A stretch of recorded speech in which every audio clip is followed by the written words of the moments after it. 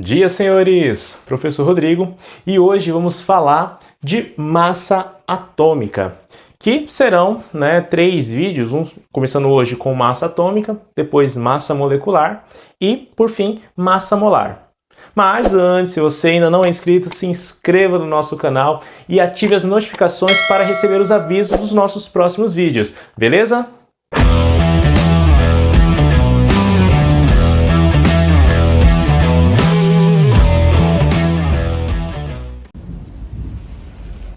Senhores, quando a gente vai ao mercado comprar frutas, legumes, verduras, a gente utiliza um padrão de medida para comprar, que seria o quilo. A gente compra as coisas por quilo. E esse é o padrão, quilograma. Se fosse aumentar um pouco mais esse volume, se fosse descarregar um container, então esse container ele não seria muito ruim pesar por quilos, então ele acaba pesando por toneladas. Então toneladas seria um padrão ideal para aquela medida, um volume maior.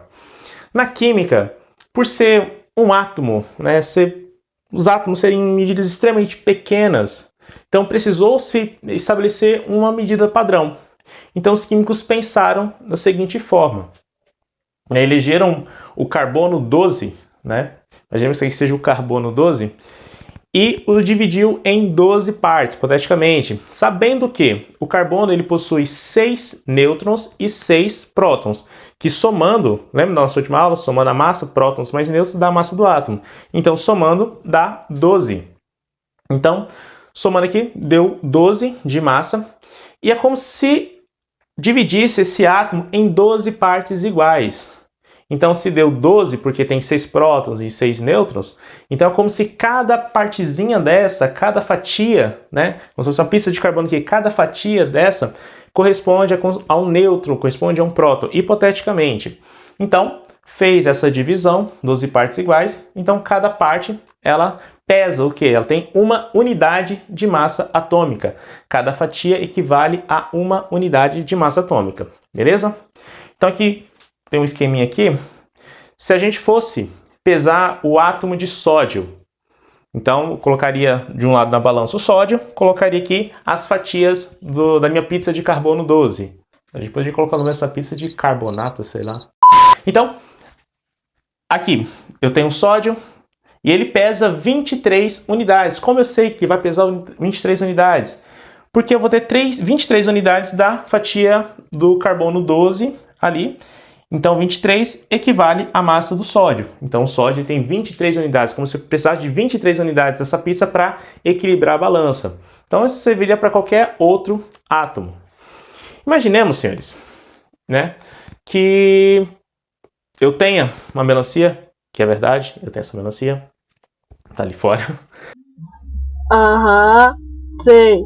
E essa melancia, ela pesasse 12 quilos, exatamente 12 quilos, e eu dividisse essa melancia em 12 partes iguais. Ou seja, se tem 12 quilos e dividir em 12 partes iguais, cada parte, cada pedaço dessa melancia corresponde a 1 quilo.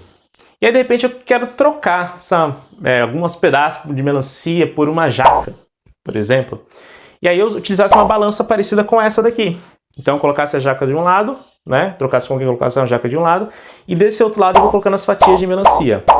Então, até chegar no equilíbrio, eu sei que vai corresponder, vai ser o mesmo peso. Então, eu vou colocando fatia, imaginamos que eu tenha colocado ali 20 fatias de melancia e a balança ficou equilibrada. Perfeitamente balanceada. Ou seja, o peso daquela jaca foi de 20 quilos. Você tem 20 fatias, então 20 quilos. Deu para perceber mais ou menos como é que funciona? E aqui a gente tem, uma representação de um elemento químico, no caso o elemento é o cloro, e o cloro tem aqui 35,5 de massa. Lembrando, o maior número é o número da massa do átomo. Então, beleza, 35,5. Mas como que a gente conseguiu esse valor? É aí que entra, senhores, a média do átomo. A massa atômica do átomo ela é baseada em uma média. É qualquer média? Não. A média ponderada. Por que ponderada, professor? Porque a ponderada ela vai levar em consideração a abundância do átomo, ou seja, o quanto esse átomo existe. Então, o quanto isso é importante. Então imaginemos, se eu tenho 90% de existência daquele átomo, com certeza esse peso vai ser muito determinante na massa. Então a maior massa vai ser referente a esse átomo que tem 90% de existência. Então como é que funciona essa média ponderada? A gente tem a média dos isótopos, lembrando que os isótopos, lembra, iso igual, eu tenho igual alguma coisa, igual o que? Isótopos, P de prótons. Eu tenho igual o número de prótons. Se eu tenho o número de prótons, o número de prótons são iguais, significa que eu estou falando de um mesmo elemento. E os isótopos são o mesmo elemento, só massas diferentes. E é justamente isso que entra.